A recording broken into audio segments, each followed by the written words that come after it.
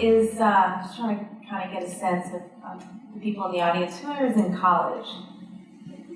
Wow, a lot of you. It must be 90%. Anybody here in graduate school? Okay, a good 10%. Who here actually works currently in finance? Okay, a number of you, a good 10%. I'm assuming that everyone here has an interest in working in finance. That's why you're here. I thought I'd give you a little bit about my own background, how I wound up working in finance, and then to give you some ideas about how you can develop your career in finance. As you mentioned, I'm Managing Director at Guggenheim Partners, and I'm a founder of Women in Derivatives. Women in Derivatives is a 4,000 person organization. It's global. We operate out of London in various states in the United States, and we're growing. Our objective is to help develop female leaders in the financial industry, and we've had a lot of support. We're very grateful for all of our sponsors, which are many of the same ones that are here.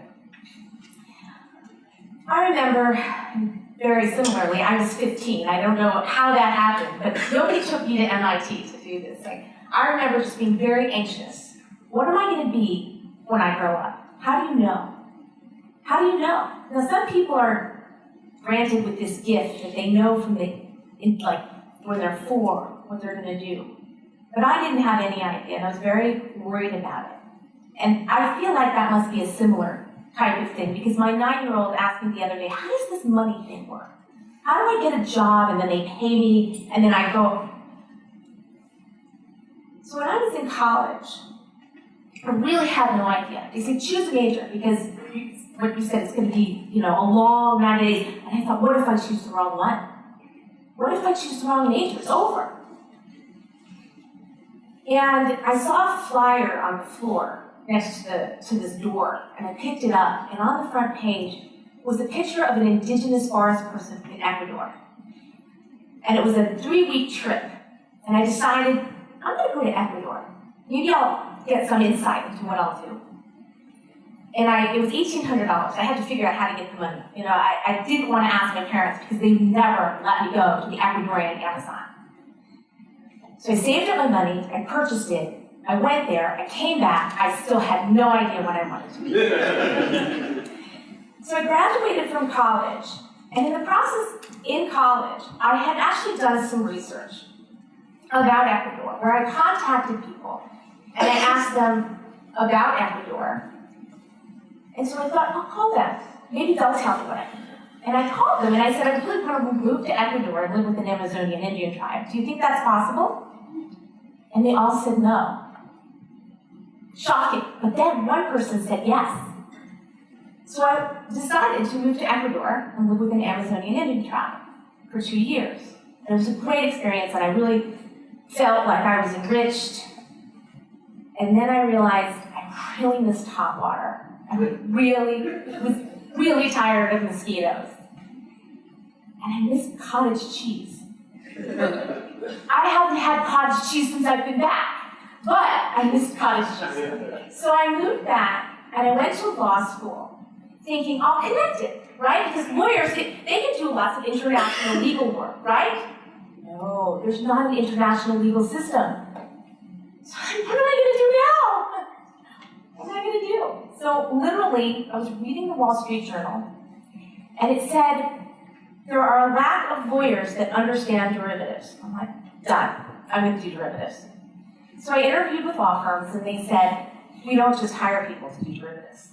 I'm like, what do you mean? I want to do derivatives. They said, no, you have to go to our corporate program, then you're going to transfer to our litigation program. In 3 years, you can decide to specialize.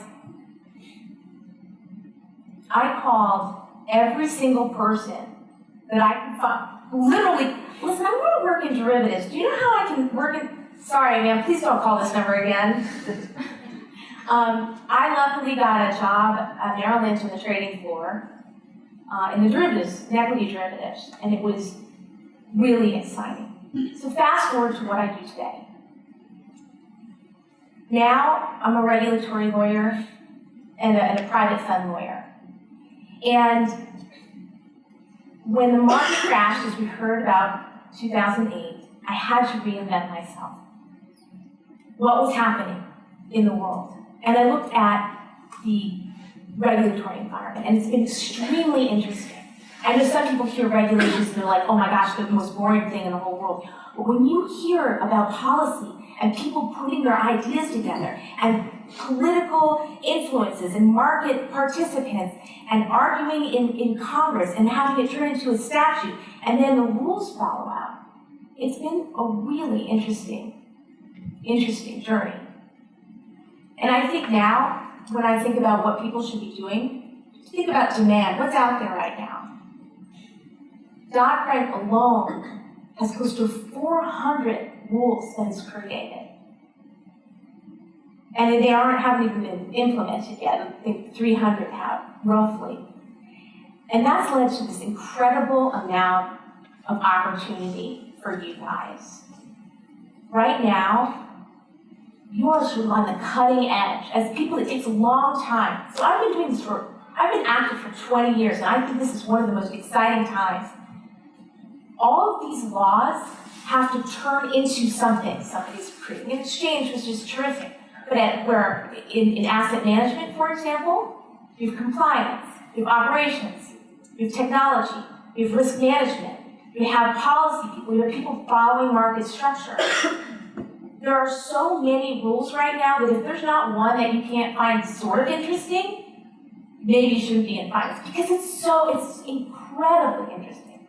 One just came out, or there's a lot of proposed initiatives on changing market structure and treasuries.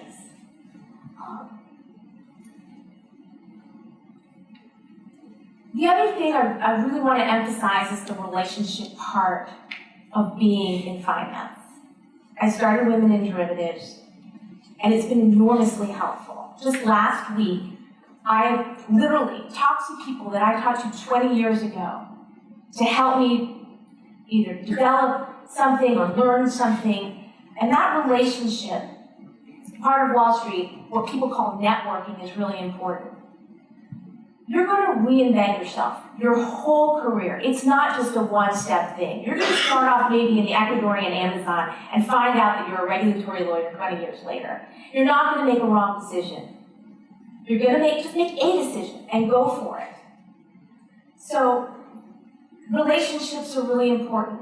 And industry initiatives or industry groups are really important because you can sort of get on the edge of what's happening out there.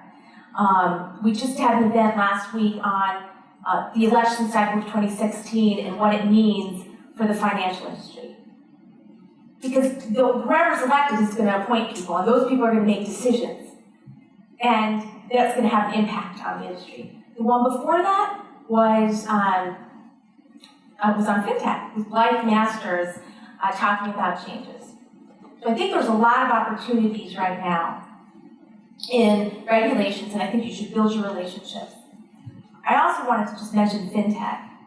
A lot of people have talked about the front office changes, how trading has changed. And there's a lot of automated trading, high-frequency trading. The whole back office has not had change since the 90s. People still do things by hand. I'm not kidding. So there's opportunity in FinTech too. So I'm going to leave you with, don't be afraid to take a risk.